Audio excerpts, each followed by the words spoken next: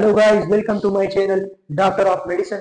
आज हम लोग बात करेंगे सेफ्रॉन के बारे में, जो एक आम एंटीबायोटिक है जो हर बंदा यूज करता है और हर बंदे को इसका नाम मालूम है। बच्चा बच्चा जानता है सेफ्रॉन। भाई सेफ्रॉन बस जानवरों को खिलाता है। ये आमतौर पर लोग जानवरों के लिए इस्तेमाल करते हैं, लेकिन आज हम लोग इसकी मैकेनिज्म देखेंगे क्योंकि ये इंसानों के लिए भी है, इंसान भी इसको यूज कर सकते हैं। तो चलिए शुरू करते हैं। सेफ्रॉन हम लोग देखते हैं। सेफ्रॉन आप लोग देख सकते हैं और जिसका जेनेरिक फार्मूला है कोट्राइमेक्साजोल। आज हम लोग बात करेंगे सेफ्रॉन के बारे में, तो चलिए शुरू करते हैं। सेफ्रॉन जिसका जेनेरिक फार्मूला है कोट्राइमेक्साजोल। Cotrimoxazole which contain two active ingredient, basically saffron जिसका जेनेरिक फार्मूला है कोट्राइमेक्साजोल और इसमें टू एक्टिव इंग्रेडिएंट है। एक है ट्राइमेट्रोपिन और दूसरा है सल्फामेथाक्साजोल। सल्फामेथाक्साजोल तो हम लोग देखते हैं कि ट्राइमेट्रोपिन क्या है और सल्फामेथाक्साजोल क्या है। ये दोनों साल्ट है और ये दोनों एंटीबायोटिक यूज होते हैं। ये बैक्टीरिया को किल करते हैं और इसकी अगर हम रेशो देखें तो ट्राइमेट्रोपिन की रेशो 1 है और सल्फामेथाक्साजोल की रेशो 5 है। ये 1 गुना यूज होगी तो ये 5 गुना होगी टेबलेट पे। इसकी कंसंट्रेशन 5 गुना होगी और इसकी 1% होगी। ये इसकी रेशो है। लेट सपोज अगर चिल्ड्रन को हम देखें तो जो बच्चे उनके लिए जो डोज आती है तो इसमें ट्राइमेट्रोपिन की कंसंट्रेशन 40 mg होती है और सल्फामेथाक्साजोल जो होता है वो तकरीबन 400 mg होता है। लेकिन और एडल्ट के लिए 160 mg एंड सल्फामेथाक्साजोल 800 mg में होते हैं। और अगर हम इसकी मैकेनिज्म ऑफ एक्शन को देखें कि ये किस तरह काम करता है तो sulfamethoxazole and trimethoprim work to stop the production of DNA in bacteria. ये बेसिकली बैक्टीरिया की सिंथेसिस को रोकता है।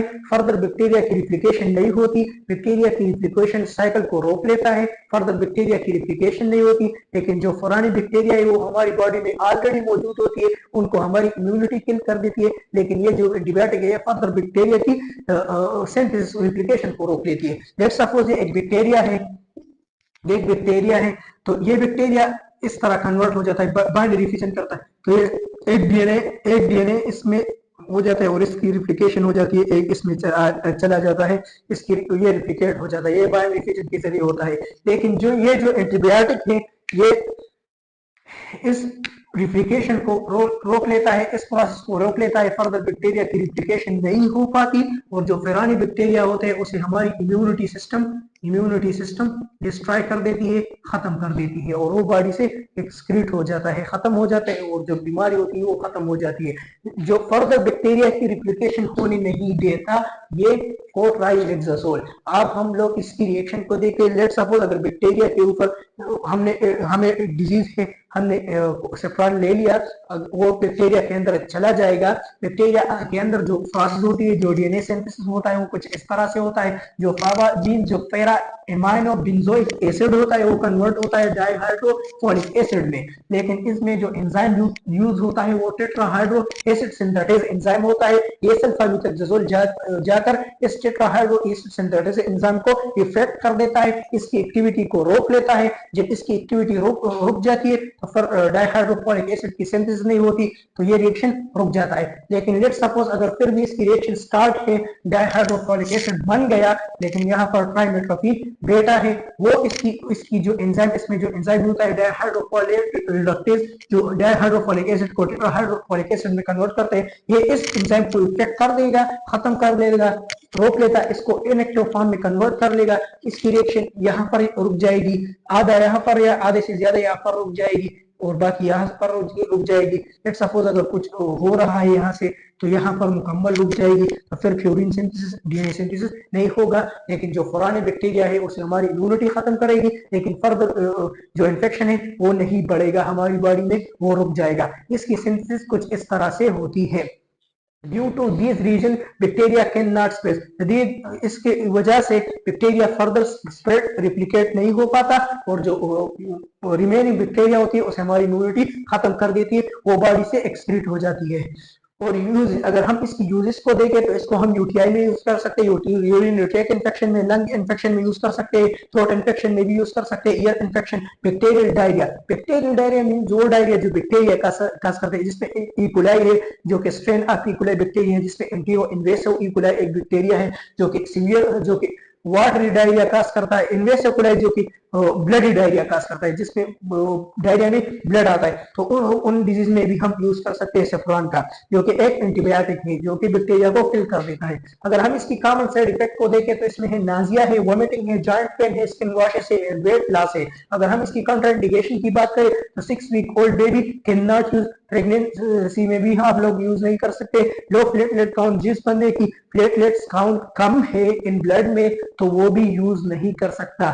ये प्लेटलेट्स क्या चीज है, ये हमारी ब्लड क्लॉटिंग फैक्टर है, मेगा कैरियोसाइट से बनते हैं जो कि ब्लड क्लॉटिंग में हेल्प करते हैं। और ब्लड सेल रिलेटेड डिसऑर्डर, अगर किसी बंदे को ब्लड रिलेटेड कोई डिसऑर्डर है तो वो भी यूज नहीं कर सकता। एक इसमें एक और कॉमन खास बात यह है कि जिस बंदे को इनीमिया है तो वो सेफ्रॉन कभी भी यूज नहीं कर सकता।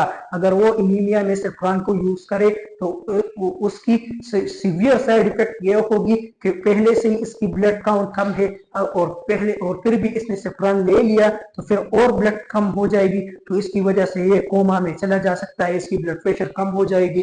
क्योंकि इस अब क्या वजह है कि एनीमिया में यूज नहीं कर सकते, क्योंकि ये जो सेफ्रॉन है अगर कोई बंदा ज्यादा डोज में यूज कर सकता है तो फिर भी उसको एनीमिया होगा, क्योंकि ये saffron basically folic acid change को रोक लेता है, इसमें जो एंजाइम इसकी सिंथेसिस को रोक लेता है, जो फर्दर इसकी रिएक्शन नहीं होती। लेकिन अगर आप ख्याल रखें जो बोन मैरो में ब्लड प्रोडक्शन होता है तो वहां पर भी इस एंजाइम का रोल होता है, जो कि फॉलिक एसिड जो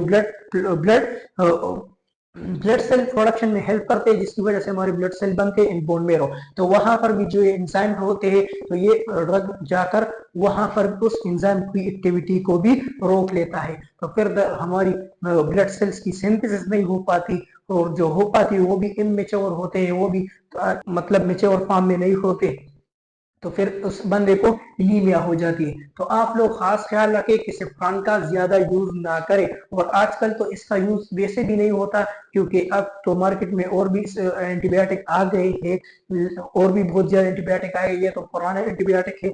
लेकिन आप लोग ख्याल रखें अगर किसी को एनीमिया है या फिर आप विदाउट डॉक्टर प्रिस्क्रिप्शन के कोई भी टेबलेट यूज ना करें, क्योंकि आपको सीवियर साइड इफेक्ट का सामना करना पड़ सकता है।